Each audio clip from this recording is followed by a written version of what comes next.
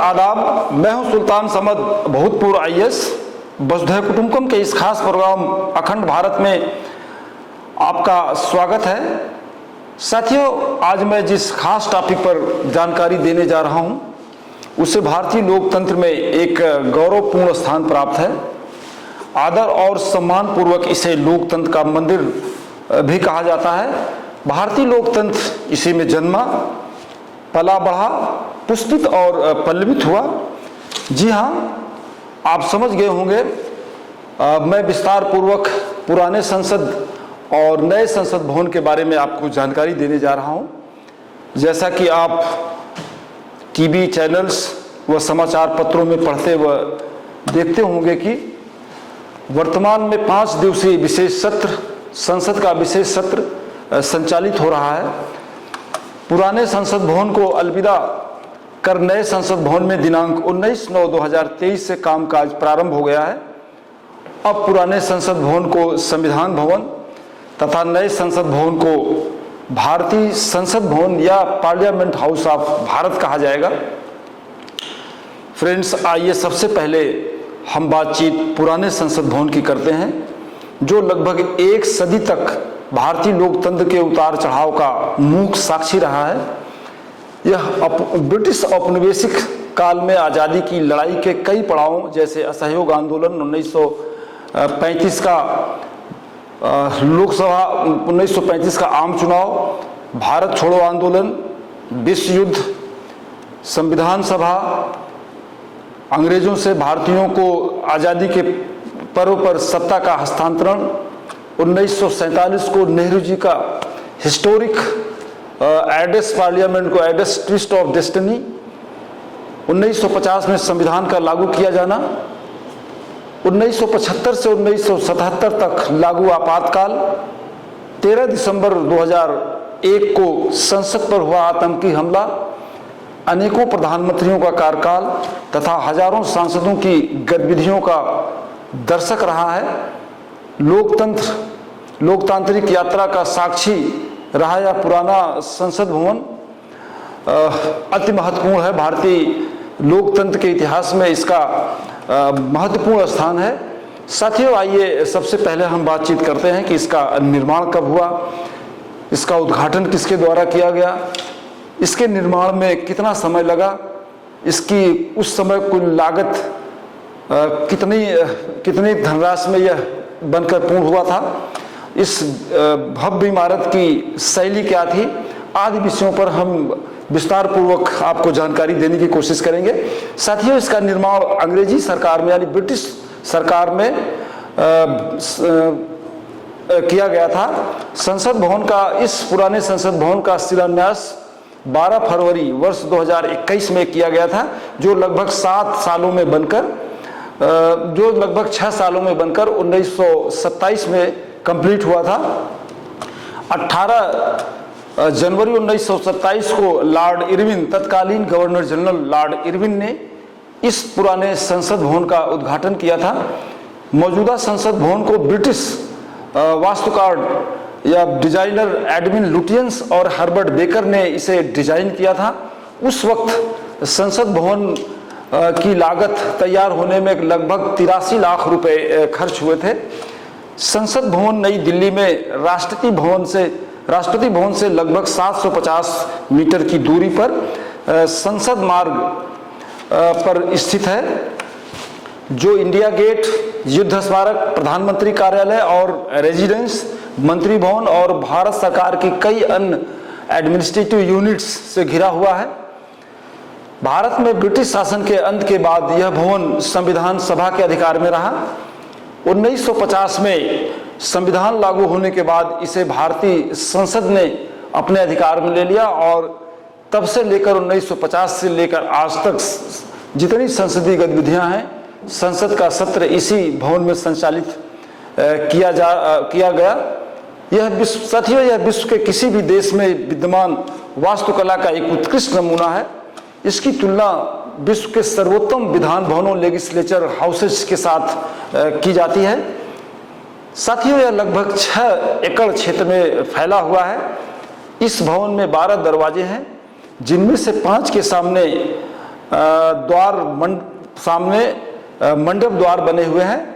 पहली मंजिल पर खुलने वाला बरामदा हल्के पीले रंग के 144 चित्त आकर्षक खंभों की कतार से सुसज्जित है, जिनकी प्रत्येक खंभे की ऊंचाई लगभग 27 फीट है। इस भवन का केंद्र बिंदु केंद्रीय कक्ष सेंट्रल हॉल का विशाल वृत्ताकार सेंट्रल हॉल है। केंद्रीय कक्ष के गुंबद का व्यास 98 फीट तथा इसकी ऊंचाई 118 फीट है। विश्वास किया जाता है कि ऐसा माना जाता है कि यह विश्व के बहुत सर्वश्रेष्ठ या विश्व के शानदार टॉम में गुंबदों में से इसकी गणना की जाती है। भारत की संविधान सभा की प्रथम बैठक इसी संसद हाल में की गई थी और संविधान सभा ने अपनी सारी बैठकें, अपने सारे प्रस्ताव इसी संसद भवन में पारित किया था। इसीलिए शायद नई संसद भवन के निर्माण के बाद इसको संविधान भवन की संज्ञा दी गई है। 1947 में अंग्रेजों से सत्ता हस्तांतरण का ऐतिहासिक सत्ता का हस्तांतरण भी इसी कक्ष में हुआ था। इस कक्ष का प्रयोग अब दोनों सदनों की संयुक्त बैठक के लिए तथा राष्ट्रपति और विशिष्ट अतिथियों, राज्य शासनाध्यक्ष आदि के अभिभाषण स्पीच के लिए किया जाता है। साथियों, अब हम न्यू पार्लियामेंट के बारे में आपसे विस्तार पूर्वक चर्चा करेंगे। नए पार्लियामेंट भवन का शिलान्यास 10 दिसंबर 1920 को भारतीय प्रधानमंत्री नरेंद्र मोदी जी द्वारा किया गया है। इसका निर्माण कार्य 15 जनवरी 2021 से शुरू होकर रिकॉर्ड 2.5 वर्षों में समय से पूर्ण कर लिया गया। इस भवन के निर्माण में लगभग 1200 करोड़ रुपए का खर्च आया है। इस भवन को HCP नामक कंपनी ने डिजाइन किया है। नया संसद भवन भारत सरकार की सेंट्रल विस्टा परियोजना का एक भाग है। आज़ादी के 75वें वर्ष पर अमृत बेला में 28 मई को नई दिल्ली में भारत के नए संसद भवन का विधिवत उद्घाटन माननीय नरेंद्र मोदी जी द्वारा किया गया। इस भव्य नई देशज संसद को गुलामी की मानसिकता से मुक्ति के राष्ट्रीय संकल्प का एक प्रतीक माना जा रहा है। साथियों, आइए अब हम देश की जनता को समर्पित इस न्यू पार्लियामेंट भवन से जुड़े कुछ रोचक और महत्वपूर्ण बातें आपके साथ शेयर करते हैं। साथियों, नया संसद भवन त्रिकोण आकार का है, लेकिन वास्तव में यह एक अनियमित षटकोण है। इसका निर्माण सेंट्रल विस्टा परियोजना के तहत कराया गया है। नया संसद भवन लगभग 65,000 वर्ग मीटर में फैला हुआ है। यह 4 मंजिला इमारत है। इस नए भवन को बनाने में लगभग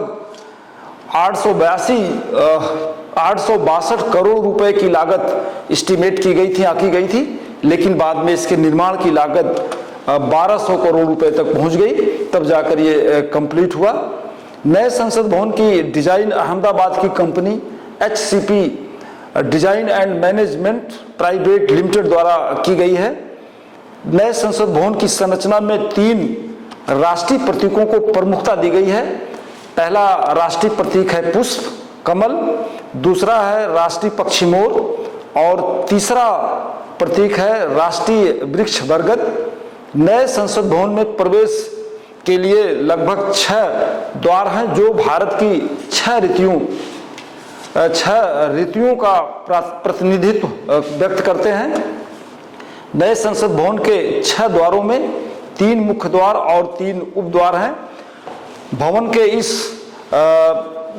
के द्वार पर बड़े बड़े अक्षरों में सत्यमेव जयते लिखा हुआ है। नई संसद भवन के तीनों मुख्य द्वार जल, थल और नभ को समर्पित हैं। जल द्वार पर जल को नमन करने और प्रतिनिधित्व को दर्शाने के लिए मकर और हंस की प्रतिमा स्थापित की गई है।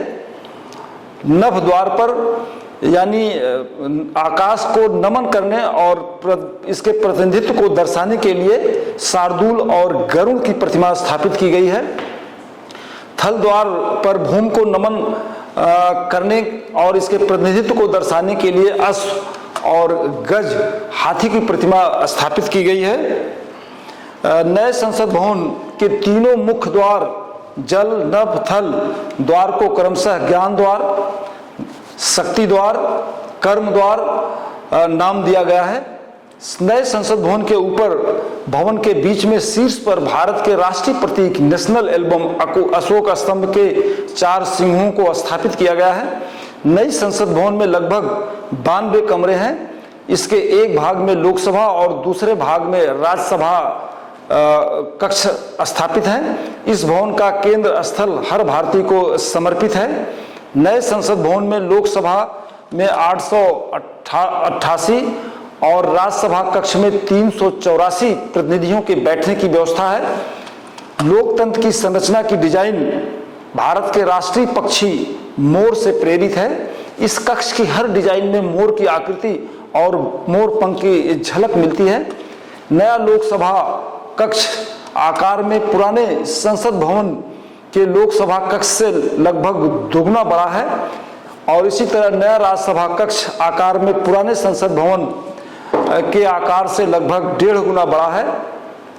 अत्याधुनिक डिजिटल सुविधाओं दोनों सदनों लोकसभा और राज्यसभा को नया आयाम देती हैं। यहाँ सदन की कार्रवाई को विभिन्न भाषाओं में पढ़ा और सुना जा सकता है। दोनों सदनों लोकसभा और राज्यसभा में सदस्यों के लिए बायोमेट्रिक अटेंडेंस की सुविधा प्रदान की गई है। नए संसद भवन में वोटिंग के परिणाम और सदन की कार्रवाई के प्रसारण के लिए विशाल multimedia display, automatic camera control और कमांड सेंटर का निर्माण किया गया है। नया संसद भवन एक स्मार्ट भवन है। यह पूरी तरह से पेपरलेस है। यदि दोनों सदनों की संयुक्त बैठक होती है तो संसद भवन में एक समय में 1280 प्रतिनिधि या पार्लियामेंटेरियन बैठ सकते हैं। इस भवन में प्राकृतिक प्रकाश की व्यवस्था का पूरा ध्यान रखा गया है। सेंट्रल फायर की त्रिकोणीय छत से जब सूर्य की किरणें फर्श से टकराती हैं तो वह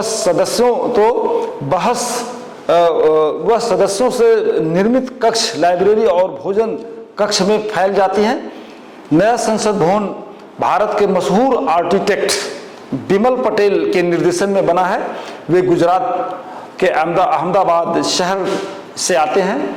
नया संसद भवन का निर्माण टाटा प्रोजेक्ट्स ने किया है, लेकिन इसकी डिजाइन अहमदाबाद की company SCP design and management private company द्वारा की गई है।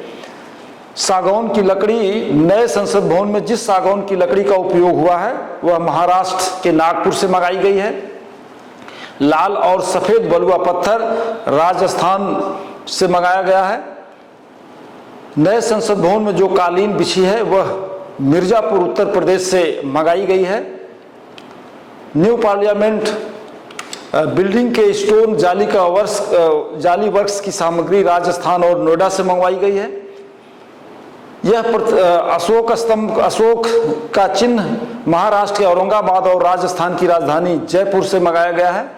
भवन की लोकसभा और राज्यसभा के हाल में लगा अशोक चक्र मध्य प्रदेश के इंदौर से लाया गया है।